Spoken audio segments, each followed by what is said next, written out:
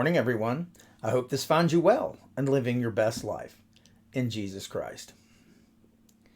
If I were to be honest, one of the things I've had to work hardest to develop in life is having a sense of perspective, especially when it comes to failure. The truth is, for me, I often handle the big failures better than the small ones, or even worse, take every failure as a really big deal, and I totally lose my sense of perspective. If I'm not careful, a missed announcement or a forgotten phone call to one of our brothers or sisters is a major failure, one that leads to much angst and, frankly, self-criticism. This unforgiving attitude toward my own failures can make me think of myself as a complete failure in the end. Also, if I'm not careful, it can lead me to be not only unmercifully hard on myself, but upon those nearest me as well. The truth is, it's something I've struggled with my entire life. Perspective, as defined by the Cambridge Dictionary, is, quote, to compare something to other things so that it can be accurately and fairly judged. It's also often defined as the ability to judge the relative importance of things and events. Perspective, like everything else in our lives, starts when we're young and develops over time. To a very young child, every good event is pure joy, greeted with smiles and laughs and squeals of glee, whereas every bad thing is a devastating tragedy, requiring outbursts of tears and wailing. We as parents want our children to be happy, so we naturally try to maximize the glee and minimize the tears. But as children age and gain experience, they hopefully begin to realize that not every bad thing is a tragedy, nor is every good thing a reason to totally lose control. As a longtime teacher, it's my experience that children who've been pampered and catered to a bit too much often have a warped sense of perspective, which has to be corrected when they arrive in middle school. They have very childish reactions to being disappointed when they're told they can't have something they want. And it's often, as a teacher, painful to watch them learn that many of the givens in their lives are not indeed givens at all, and that success requires effort on their part. These are students who generally do not like to be told no and feel somehow cheated when they don't immediately get what they want. They don't handle failure well, rather finding ways to blame others for their falling short. An attitude that frankly is often abetted by well-meaning parents who demand their child be catered to. They cover up their child's and their own failures with excuses, hiding them under bushels of anger and vitriol and childish demands.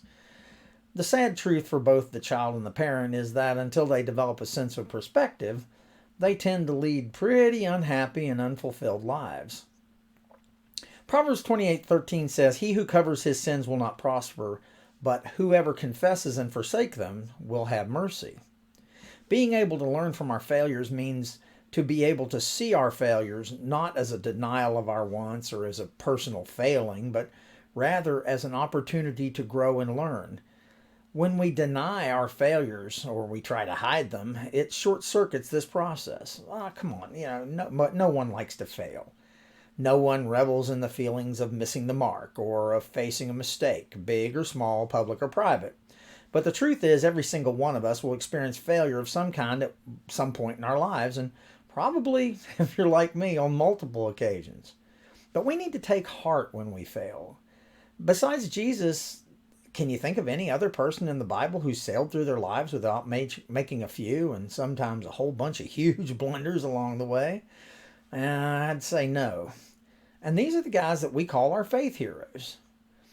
The thing is, how did they use these failures? Well, they used them by seeing them in the proper perspective, as little lessons along the path to a really big reward.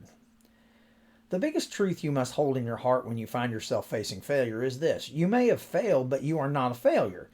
You're still a child of God who is loved unconditionally by your Father in heaven. You still have a destiny and a hope. And as long as you don't cover up or hide your mistakes by blaming others or dodging responsibility, you will be able to find mercy and forgiveness.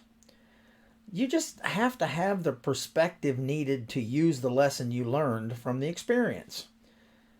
God is way bigger than your failure, and he can take your mistakes and use them as platforms for you to rebuild, better and stronger.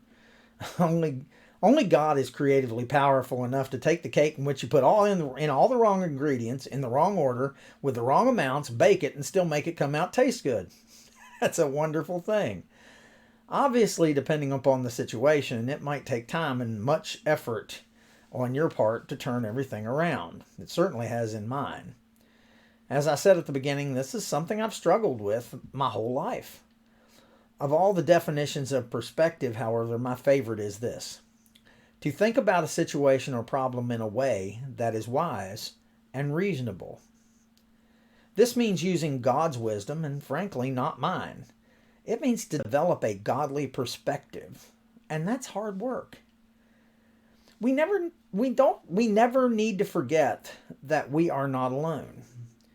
We have the strength of Christ working on the inside of us to help us endure the sting of failure all the way to victory. Little failures, which we all have, when looked at from a godly perspective and treated as learning opportunities, at least in my life, often lead to the biggest rewards in our Christian lives.